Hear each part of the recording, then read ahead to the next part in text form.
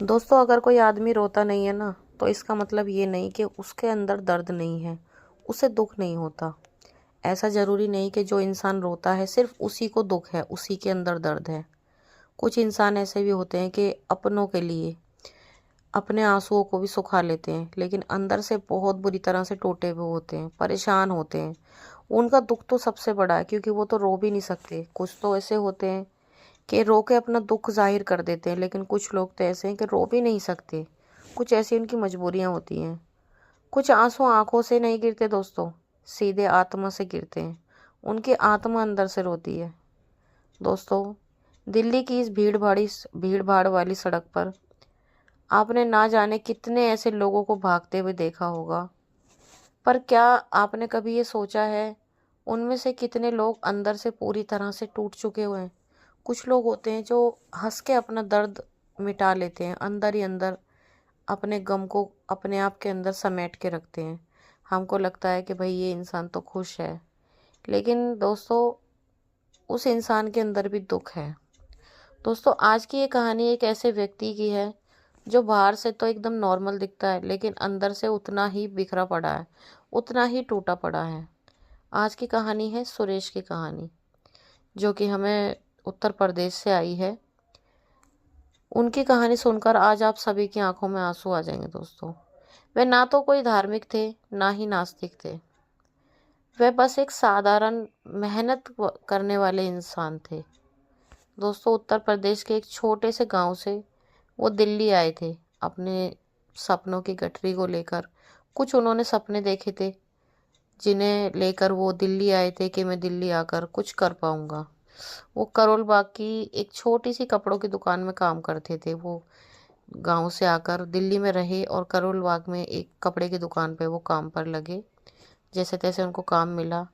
उनकी महीने की कमाई नॉर्मल थी, लेकिन आत्मसम्मान उनका बहुत बड़ा था। उनको अपने आत्मसम्मान का बहुत ज़्यादा वो था, आत्मसम्मान की बहुत फिक्र थी।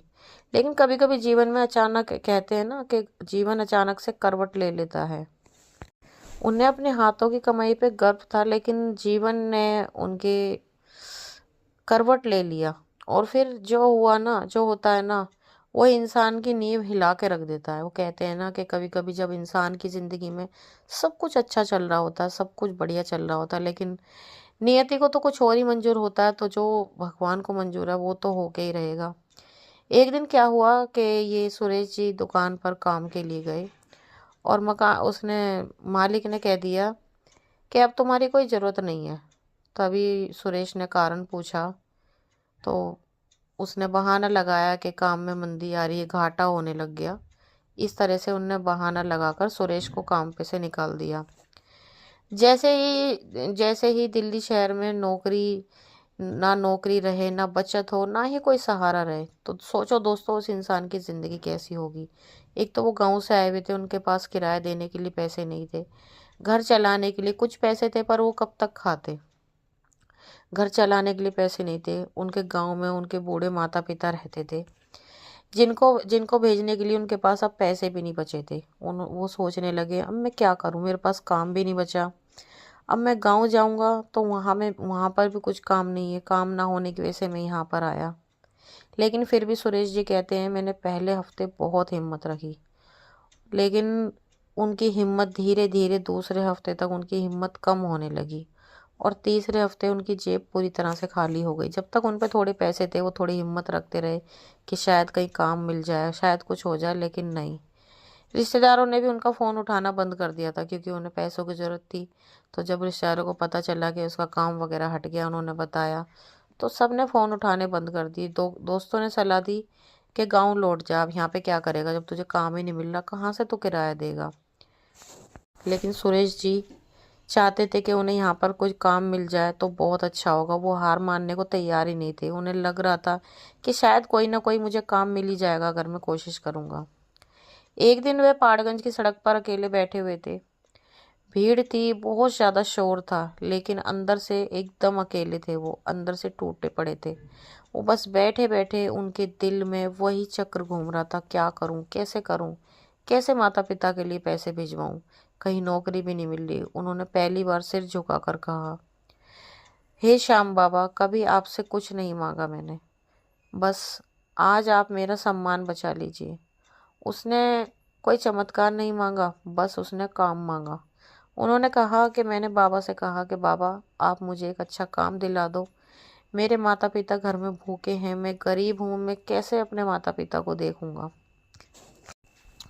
फिर वो रात को सो गए। अगले दिन जब वो सोकर उठे तो वो वही फिर से उनका रोज काम देखने जाते थे। वो फिर से निकल गए, कोई ना कोई छोटा मोटा काम ढूंढने लगे, लेकिन उन्हें कहीं पर काम ही नहीं मिल रहा था।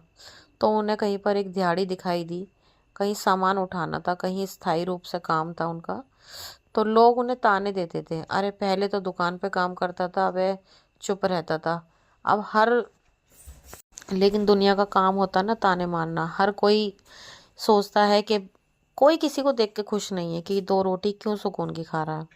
वो बताते हैं कि वहाँ पर एक छोटा सा श्याम मंदिर था। मैं वहाँ पर रोज जाता शाम के टाइम, 2 मिनट वहीं पे खड़ा रहता, बाबा के आगे हाथ जोड़ के खड़ा रहता।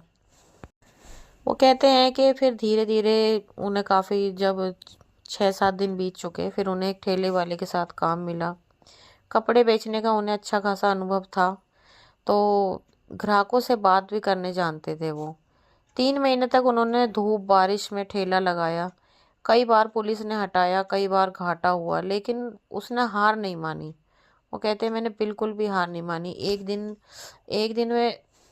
दिन जब वो ठेले पर खड़े थे तो एक उन्हें पुराने ग्राहक ने पहचान लिया, जहाँ पर वो अक्सर कपड़े खरीदने जाता था, जहाँ वो काम किया करते थे। उनने पहचान लिया तो वो सुरेश को देखकर बोला कि तुम यहाँ। सुरेश ने सिर नीचे झुका लिया और ग्राहक से कहा, तुम ईमानदार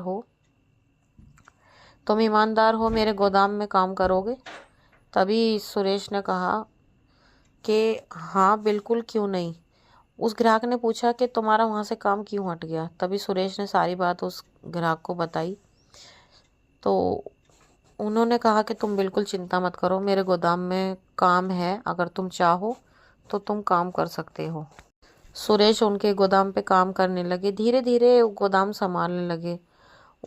उसकी लगन देखकर मालिक ने उसको साझेदारी का प्रस्ताव दिया। उसे कहा कि अगर तुम चाहो तो तुम मेरे साथ पार्टनरशिप में काम कर सकते हो। लेकिन सुरेश के पास उस टाइम इतना पैसे नहीं थे कि वो पार्टनरशिप में काम कर सके। धीरे धीरे 5 साल बीते तो सुरेश ने आज उसी क्षेत्र में अपनी छोटी सी एक थोक की दुकान चला रहे हैं दोस्तों। वो कहते हैं कि मैं साझेदारी में तो काम नहीं कर पाया, लेकिन मैंने थोड़ा बहुत पैसा जुटाया, कुछ इधर उधर से किया, और आज बाबा की कृपा से वो एक छोटी सी दुकान चला रहे हैं, जिसमें वो थोक का सामान बेचते हैं। और बाबा की कृपा से आज उनके पास कोई कर्जा नहीं है, कुछ नहीं है, और वो अपने माता पिता के लिए हर महीने पैसे भेजते हैं अच्छे खासे। किसी ने पूछा, तुम्हें सबसे बड़ी सीख क्या मिली? सुरेश मुस्कुराया और बोला कि जब साथ छोड़ देते हैं ना, तो आत्मसम्मान और विश्वास साथ देता है। और मैंने श्याम बाबा के चरणों में वही रख दिया। मेरे साथ कोई आकाशवाणी नहीं हुई, ना ही कोई दिव्य प्रकाश उतरा, लेकिन मेरा विश्वास श्याम बाबा के प्रति बिल्कुल पक्का था, बिल्कुल सच्चा था। मैंने बाबा के ऊपर विश्वास करना नहीं छोड़ा, बाबा के चरण नहीं छोड़े, चाहे मेरे हालात कितने भी बुरे थे। तो दोस्तों, कहते हैं ना, कभी कभी रोटी बचाना भी उतना ही बड़ा चमत्कार होता है। अगर आज आप किसी संघर्ष से गुजर रहे हैं ना, अगर नौकरी नहीं है, अगर लोग आपको कम समझ रहे हैं, तो याद रखना, विश्वास हारने से पहले परिस्थितियां नहीं बदलती। एक बार सच्चे मन से कहिए, श्याम मुझे गिरने मत देना। बस इस तरह से बोलिए दोस्तों। अगर आपको ये कहानी आपके दिल को छू गई हो तो कमेंट बॉक्स में जय श्री श्याम ज़रूर लिखना दोस्तों। और इस वीडियो को उन लोगों तक ज़रूर पहुंचाना जो आज भी संघर्ष कर रहे हैं, अपने ज़िंदगी से लड़ रहे हैं, क्योंकि कभी कभी एक कहानी किसी की हार मानने को रोक देती है दोस्तों। तो आज की कहानी यहीं पर समाप्त होती है। अगर वीडियो पसंद आया हो तो चैनल को सब्सक्राइब करके बेल आइकन को प्रेस कर लेना, ताकि आने वाले वीडियो का हर नोटिफिकेशन सबसे पहले आप तक पहुंच सके। तो चलिए, कल मिलते हैं एक और नई वीडियो के साथ। जब तक के लिए सभी भक्तों को जय श्री श्याम।